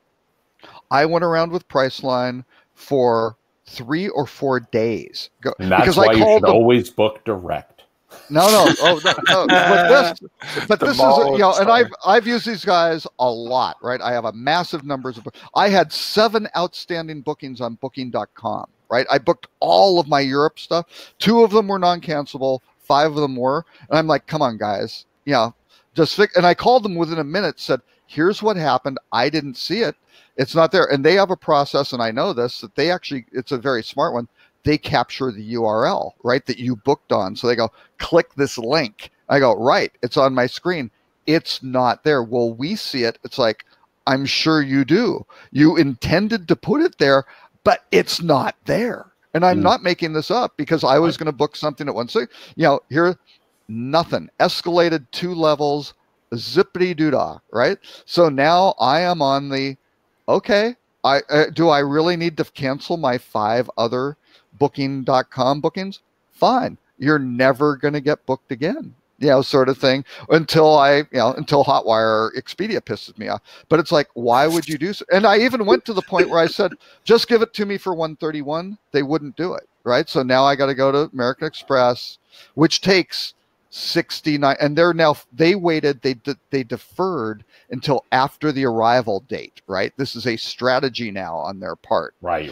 So it's like, oh, it's too late and we got this. It's like, no, you had the opportunity 90 seconds from this to understand this is a problem. And they're like, nobody else has reported it. It's like, I don't, as Tim says, I don't care about anybody else. Yeah. I'm just saying, if you book with direct, you wouldn't have these problems, man. That's right. They would take care of you, man. They would take care of you. You know why? Because they're in the hospitality business. And the Iberostar was, I believe, $240 a night. So tell them, hey, I found a thing. I'm helping you out. You could shut down this rate over here and you can give it to me. Well, no, but they can't when you do it on a Priceline or Hotwire because it's non-cancel and non-refundable. Now you could try to cancel. Well, that is a curb. I mean, that is definitely a gated rate at that point. So we're trying something with one of our clients, and it just started. So just as preliminary numbers, which has been kind of fun, we decided to do a membership relationship. by signing up their first visit or their next stay with us, they have a choice of having a room upgrade, late checkout, or amenity. We give them some choices, and then they always afterwards sustain a 10% off any rate that we offer, any rate, pre-purchase or anything like this as a part of it. And so we for sent that out, life or for what? as long as they keep connected with us and don't unsubscribe.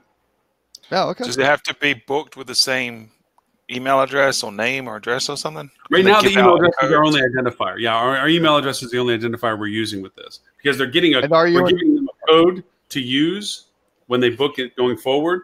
That we don't mind them sharing. In all honesty, we want that to go around. We don't mind if they want to share it to their friends and family. That's all cool, and we'll keep track of it according to their email address. But right now, we're getting opening rates in the 40 percentile range. Well, sure, and we're getting conversions, strangely enough, in the low 30 percentile range. When are you triggering the email though? Like, what is this? We're just sending it out standard to our CRM database. We just started sending it out. Okay. Just to people that have stayed previous guests, we're just sending out saying, hey, we're starting this new program. And now next week, we're launching it on the website saying, hey, become a member. And, sign up here and get this, your next stay. So even if they're planning on booking with us, they're getting an extra value by just signing up, that we're giving them the option like, hey, you're already going to stay with us. Click here and, sign up and you'll get this benefit immediately. And then you get this perpetual benefit coming back and so forth. But the point, the numbers I'm sharing right now is just the engagement rate was surprisingly high. Sure. We thought that was I would want to look over time what impact it has on at lifetime value and absolutely. Like I said, we just and literally GoPar. send it up to our database. Sure. But if you can increase share of wallet, but if you can increase the share of wallet, so when they're traveling to whatever destination it is, and they decide to stay at your hotel now, they try to stay there every time, or you're their first choice. Yeah. Or the CLV should jump like crazy, as opposed to, we're a few places and we don't really care, and they're in different. I'm not trying to be an app or web spin browser. The roulette wheel. Just as a reminder, and of course, we're segmenting the data now a lot more precisely as to what they engage with in our email sends, so we have them more properly defined. That will remind them of their membership relationship perpetually, but we will also identify what they clicked on out of interest out of our newsletters and general sends and so forth. And we're doing that whole workflow, re-engagement, incubation relationship stuff. But here's my question. So how do you compete against, if you have somebody like Hotels.com who is either offering a 10th night free, right? And they basically do the 10th night based on how much you spent. There's some sort of calculation of how you get $164 because you did 10 nights at the average ADR versus, whatever, $800 a night, which is clever. That's good to keep people from scamming the system. But they wind up doing that, and all of a sudden, hey, you're getting a structural 10% off by doing certain things, or getting a free night. The OTAs are getting very, very clever at how they get grippy and hang on to these guys, right? This is a stepping stone process that we can validate the value proposition of what this represents. Then we can math out the frequency of a guest and literally start rewarding them in a way that is comparable, to this frequency pattern that the OTAs are using. That if we say, look, if we're taking a person that stayed with you 3 times last year and make them stay with you 6 times last year, and it only cost you 10% per stay between then and now to do that, and you got this incrementality to this, then maybe we should say that if you stay an extra 4 more times or 3, whatever threshold we think is relevant, we're going to give them either a free night or some value proposition that tends to make people cringe, ownership cringe about, why do I give them a free night or a free this or free that? But if we can validate the stepping stone relationship value to that, then we'd introduce it. But right now we just want to prove that this relationship enhancement or this improvement of communication can validate itself financially. Yeah, I'm just concerned with the hotels. I think that's a great idea. What do you do to get the people who you can, they're booking with you, and to retain them, right? That is a customer retention. That's great. The interesting thing I think on the OTAs is that they've got to scale a network effect play, right? For the people who are brand agnostic to go, Yeah, it's not every time. You go to New York twice a year or 3 times, whatever that might be. But they go to LA 6 times. They go to Seattle twice. That's they go why, to Dallas. that's why we didn't create a threshold. That's the interesting we didn't dynamic, do it as a right? frequency thing where you had to stay at least 4 times before you got this. Right, that's why you're doing the instant gratification. Oh no, that's right. Instant gratification. That's the way. And of course, we also know there are going to be times that maybe our rate strategy, they're going to want to stay with us, but hey, it's cheaper someplace else, and they really don't care, and they're going to go to the other place. We know we're not always going to do complete capture from them, but the idea that we get into that engagement of decision or discovery, again, a reminder, a friend of mine, to me, it's the worth it value kind of. I think it sounds like a good test, right? Yeah, absolutely. We did a study 3 or 4 years ago. We're getting ready to redo a similar study and kind of see how things have shifted. But it was a consumer behavior study, and we asked a lot of questions about how they made decisions and how they used OTAs. But one of the questions we asked was about, or a series of questions we asked were about loyalty. And this was a self-reporting study. It was about 2,000-3,000 people responded, and one of the questions was about loyalty programs, are you members, things like that. But one of the questions we asked was would you prefer a larger value deferred gratification? I forget how we actually worded it, but it was basically, would you rather get a bigger discount off a future stay or less value but get it immediately? And it was, I think 73% of people said they would prefer instant gratification, even though they knew it was a lower value than what they could have gotten if they and there's a lot of psychology studies that look at that. Right. And the other 2 other integrations that are in this discussion with the same client, and it's in New York, is the idea of taking everybody with a frequency pattern now and creating some level of attainment for them, saying, you know what, you have stayed X number of times with us or spent X number of dollars with us, whatever. We are now treating you or considering you elite class. Okay. And because of that, you get this all the time. You will always get a room upgrade. You will always get a late checkout. You will always get these things. Okay? Be careful, man, because once you promise that, well, that's the thing. Whenever you have to, when I say always, based on availability. Hold on. When I say always, subject to availability. No. Always means that for the next 12 months, because of what you've been with us historically, we're treating you at this level. If you want to keep it, this is the fence you have to hit. So in other words, instead of not giving them the reward at the end, not giving them. No, it's reverse for airline. Because it's the next 12 months. Yeah, you get it, but if you want to keep it, then you're going to have this level of engagement with us. Well, that's what the reverse of. You have to first hit this level of engagement before you can get it. Right. It's an inversion of that. I think you're running a risk there, Lauren, personally, because I think you're dangling a carrot, but then you're using a stick as well at the same time. And I think we're giving it to them right off the bat. We're just saying acknowledging. I understand that, right? And they've got to jump through hoops to get it, or they've got to behave the way you're telling them to behave. And again, it goes back to the very beginning of the show. They really don't care about you; they care about them. No. And I think all the threshold that we're talking about. And remember, we haven't implemented this yet, but and I did in one Florida one, and I'll tell you how they came out of it. But what we did with this one was just doing the same level of business that you had done the last year that earned you this. We'll get it to you again.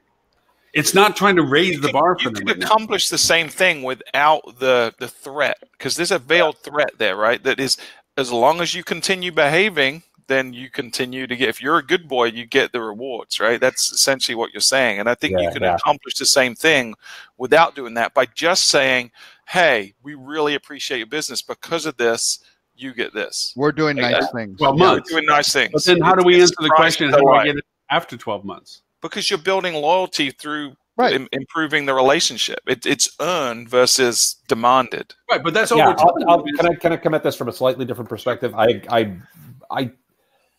It might work. It's a valid thing to test. I do agree with Stewart that I think the messaging matters on this a lot, and I think the messaging he's proposing may be more effective, but it's a thing you can test. Sure.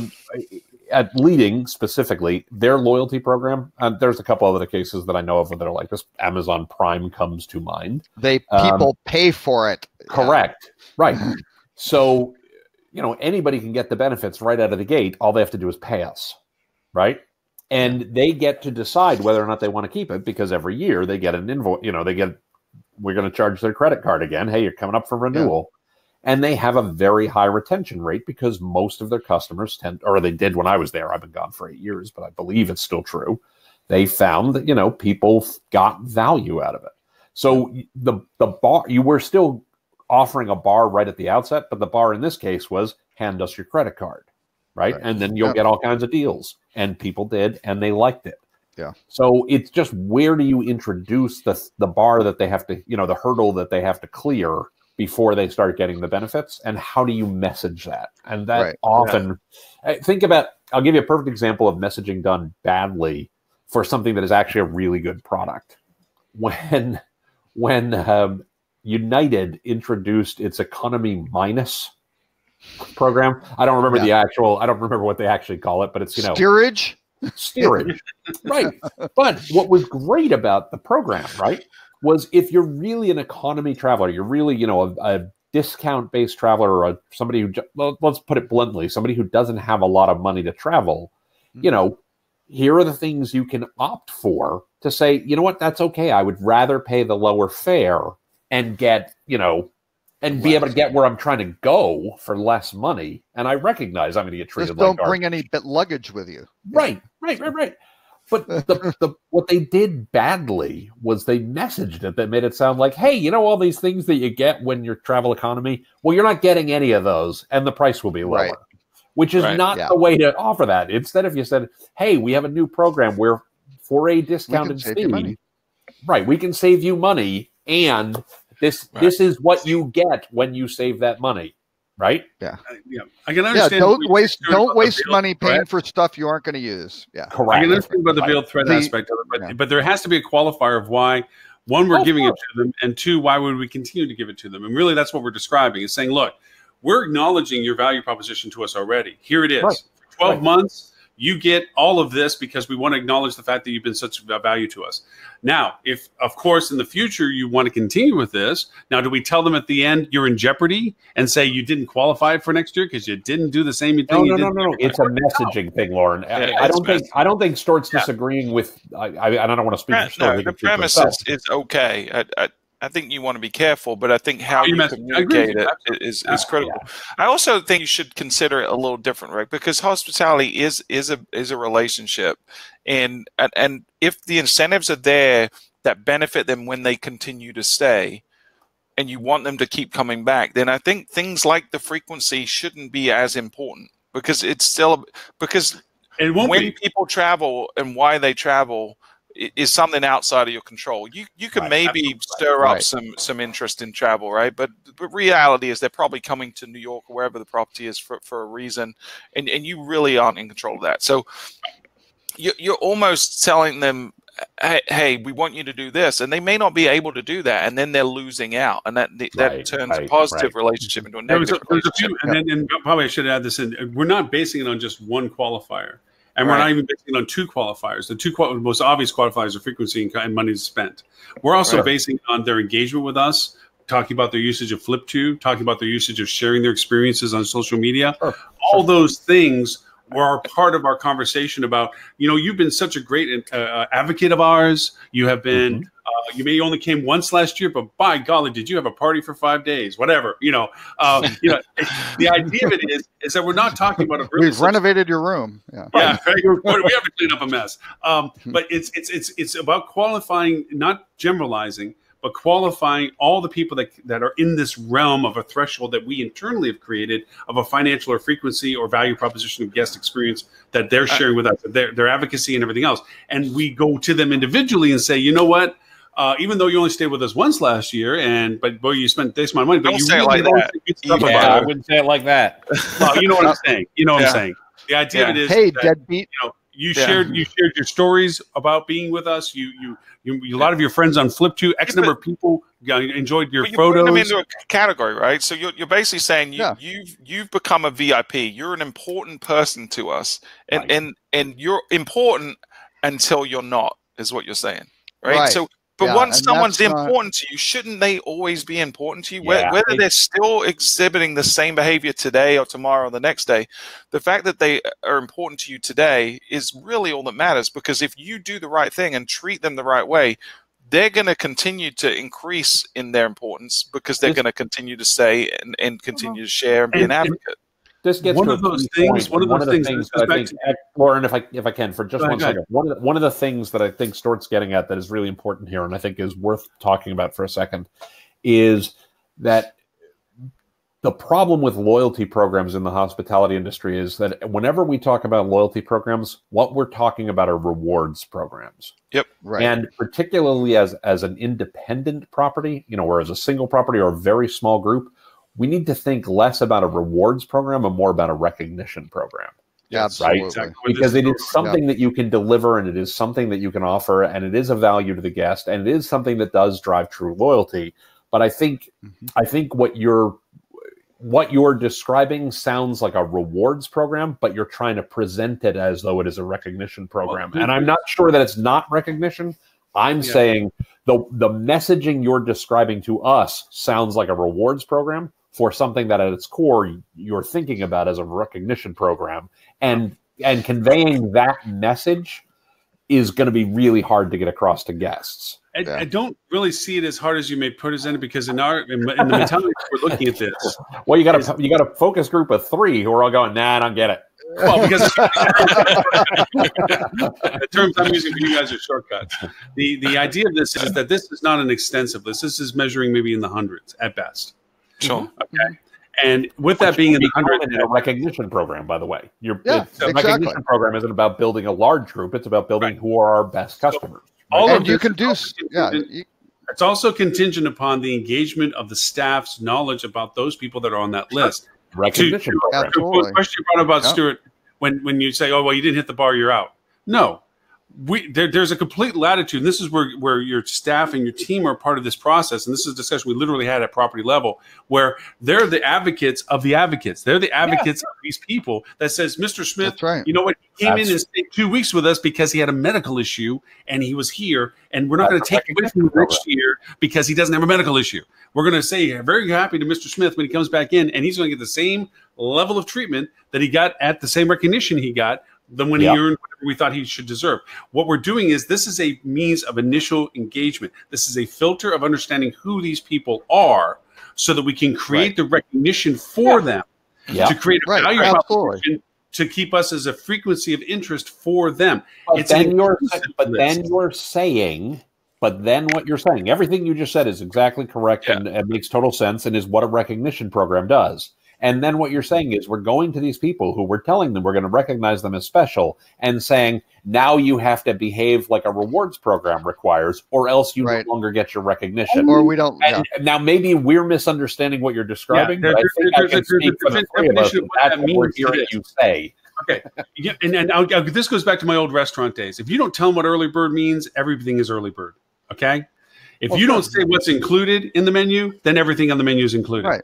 Sure. You have to put a fence that you can point to that says, hey, I don't like you anymore. You're an asshole, and I don't want you at my hotel, and you don't qualify for this anymore, so quit asking for it. Again, that's one approach. Finding some massaging investment. Sorry, because my child cutting the conversation with you, but there has to be a fence.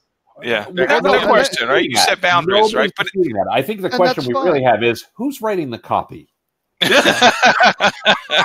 when you go, obviously not me, because I think why the hell aren't you staying with us? And we don't care about that sick child. Yo, listen, Stuart. What the F, dude? You didn't stay 2 times last year. Jersey, and you say, "Hey, Stuart, you haven't been here more than 5 times. What the hell are you doing here? Get the hell out of here." Actually, I want to. I'm walking your ass down the road. Here's a long-term communication from Travelocity, right? Who is celebrating its 23rd anniversary, right? Wow. On April 1st. So they sent me an email and they said, "It's our anniversary. Congratulations, Globetrotter. You've taken 3 trips with Travelocity over the past 23 years. We hope each one was truly special." I wonder if there's now the people that have taken one. Congratulations. They had 3 and then they have little icons. 3 destinations, 0 flights, 0 hotel stays, 0 voyages by sea, 0 car rentals. On that one. Can this be a Rut-Row? 3 packages. That's terrible. That's the Rut-Row right there. That's the Rut-Row. But That anyway, was just. I mean, it's like, wow, I really haven't used you over a quarter century. Because they watered it down and basically made a mirror site of Expedia. Like this. Well, Expedia made a mirror site of Expedia. Correct, right? Well, no, Yeah, no. Go look. This is fascinating. If you go to the Wayback Machine? No. You go and look at Expedia's investor presentation. Orbitz, Travelocity, Hotwire are all under the affiliate level, right? With cheap they are not core brands. They're like in when was the last time you saw them really pushing commercials for Travelocity or Orbitz? Don't. But that, getting back to the JD Power study, because I haven't handled my hour and 45 minutes yet. I'm only up to an hour and a half. No, but Orbitz won. Orbitz won on OTA, which was weird. But Orbitz has a couple little twists. Orbitz, they still kept their frequency program, right?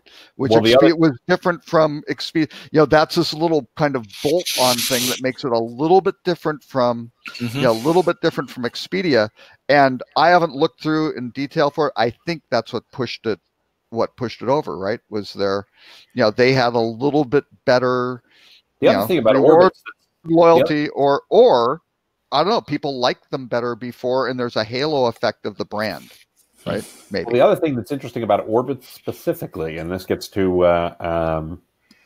back to what we were talking about earlier with metasearch, is Orbitz for years has incorporated demand media rate shopping into, basically a meta product into their core search results, which is one of the reasons why I've always said don't worry too much about meta. Always, I didn't say it today, but up till now, but meta is a feature. It's not a product, right? It's just let's go ahead and show alternative rates, and Orbitz has always done that. So if you're shopping for a rate, which is a task that people do on OTAs, Orbitz is going to be a lot easier to use because you just told me everything I need to know about rates.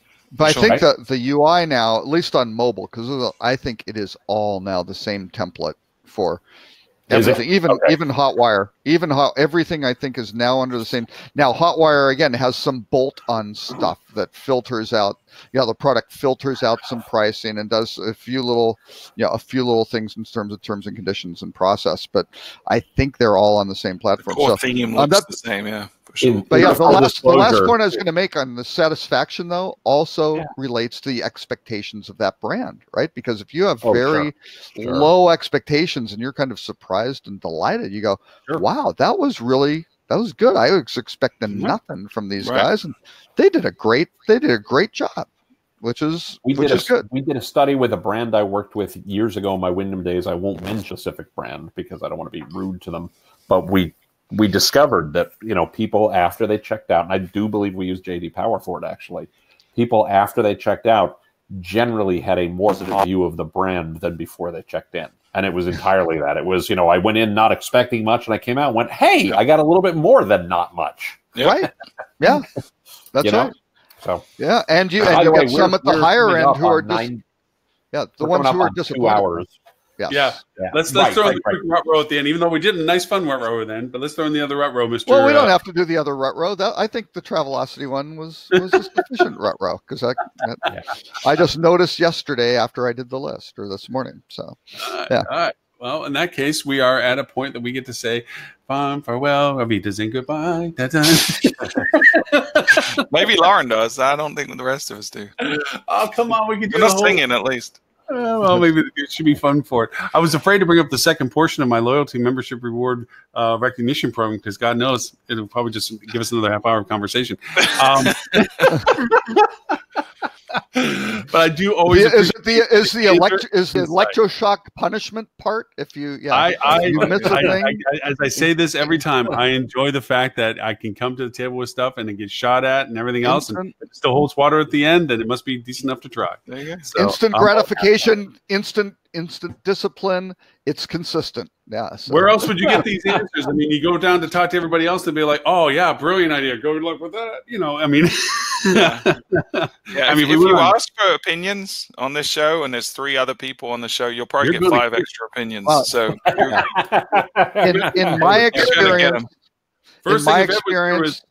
you have to be very, very careful if you're ever taking something away, or as Tim was saying, it's somehow communicated, inadvertently that you're taking something away. That is advice that if you give and remove, because the other analogy about early birds is once you start, you never stop, because First thing you do is if you take it away from them, then you've immediately decided that business is no longer business you're going to have. That's exactly right. That's so, right. yes, to that end, I mean, I use the analogy not lightly because it's true. These are conditions of when you create these things. Now, if Ed was here, we'd start with the statement of, well, here's the thing, and if the first thing would be that you're wrong, and then we go from there. So, with that Ed, throw that in there. Here's the thing. Yeah, here's the thing. You're wrong, and this is why. You know what Ed told me? I'm going to completely call him out because he was meant to be on the show today, but he told me, and I think we all probably thought this, but never really were sure. But he says, I very rarely read the articles, and I don't really even know what the topic's about until everyone's kind of had something to say, and then I completely formulate my opinion right there on the spot, and then say it he like thought we factual. didn't. Wait, he thought we didn't know that? right, exactly. That's the humorous part. Yeah, that's right. The only way to catch Ed up, and I've done this a couple of times, is call him out first on the article. And make him have his opinion first. Yeah, I'd rather hear what Tim has to say first. Yeah, that's fine. Watch it next time he comes on the show, because as he says, nobody's listening to this end of the part of the show anyway, so neither does he. So, just next time around, we'll throw the article first at him. And every article we get him first. Yeah, Ed, which one do you want to talk about? You pick. Or just so what was your initial thoughts about that? And he will defer it first before he gets into it. I wonder how I could spoof sending him an email where he would just get a bunch of different articles. It would be really bad, awful. You'd have to kind of reproduce so it looked like it went to everybody else. Oh, no, we threw that list away, Ed. That wasn't the real list. Yeah. All right. With that in mind, Mr. Tim, if the people want to find out more about you and Tim Peter & Associates, where is it they may find you, sir? TimPeter.com is where you go for all the stuff that we do. I am TC Peter on Twitter. And check out the blog at timpeter.com/blog. Outstanding. And Mr. Stewart, I know, are you guys doing another podcast today? Yeah, we're doing, I've actually got one already recorded that's going to get published next week. And I can't even remember what, it was a week ago we recorded it. I can't remember what we did. What was it? Oh, it was Email Marketing 101. We recorded Email Marketing 101. Oh, cool. But it was really, it was a very narrow view of how to literally create and send one message. So we're going to do like some really basic marketing stuff, because we found we've got a bunch of listeners now that are new to the industry, and they're using us as a resource. And some of our episodes get a little, cerebral. So we want to do a series, and not every episode, but we're going to do some 101 series where we'll probably tackle some analytics, some PPC, some SEO stuff, and just really very basic, commonsensical things. So we're going to do that. So email's the one we're publishing, and then we're doing an interview episode today with Navis and Flip2. They just did a really cool webinar on influencer marketing, and they got some cool data on micro influencers and advocates and stuff like that. So we're going to be looking at some of the data that they've got, real tangible stuff. So yeah, and we also, if you want to, just looked it up, we did an episode back, episode 85 we did one on ADA compliance, and we just kind of went through the 2.0A and AA. I think we just compared what the differences were and just said, okay, here are some things you should be thinking about. We're certainly not attorneys and not legally representing you in any way, but it's just, if you want to start somewhere, episode 85 was a good one to kind of check out as a foundation. But it's fueltravel.com/podcast is a long answer. Sorry, before I get to you, Robert, one of the things that came out of a new series of something or other is a pop-up that comes up if you're using a reader application to the website, and the pop-up will come up and tell you that there's a redirect that's capable of going to a more user-compliant interface if you wanted to. Oh, wow. That's something new. Cool. Yeah, because I thought it was pretty smart. It's like, hey, it'll see if the reader's being used for the site, and it'll trigger this pop-up that says, hey, this makes it a little easier for you if you want to, and that's something new. So that's anyway, cool. That's good to know. Yeah. Very nice. Robert, sorry, sir. If they want to know about you before saying anything about me, just so we know, I was thinking of the spoofing Ed. Mark your calendars, April 1st of 2022. April 1st falls on a Friday, so we'll be able to do that then. So, let's start planning it now. The most Start- We elaborate. can start planning it now. That better be an epic prank at that point. Yeah, for real. A completely, but yeah, we really should do just completely made up topic about whatever. We used to do it every year. We would push out one, and few years ago now, we put out an article about Google's latest update called Platypus, and how it penalized excessive punctuation. In the spin we had on it was it was unfairly biased towards women because they used more exclamation points than men. Yeah. And we had like quotes from famous females in the industry and stuff like that. But it was very fun. It got picked up a lot. That was one of my favorites. We also did one. We did retro optimization, where we found that you could actually retroactively improve your SEO results by going to the Wayback Machine to archive.org and changing the content on your sites, and it would retroactively improve your search results. Perfect. That's funny. Those are We need to get back to doing those. They're fun.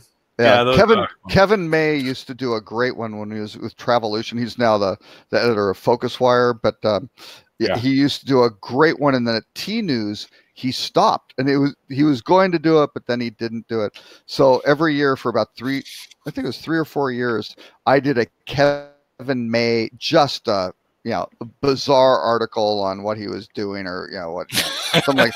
And unfortunately, it started ranking. Right, it started. You look for his name, and all of a sudden, some of these, it's like. See, I thought like Tesla. Kevin May, tales of sordid debauchery, or something like that. Yeah, that's not so good.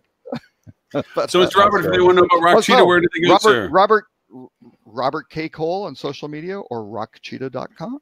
Where do they get the family photo album? Where do they download that from? The it's a Great Italian Holiday Vacation Chevy Chase episode.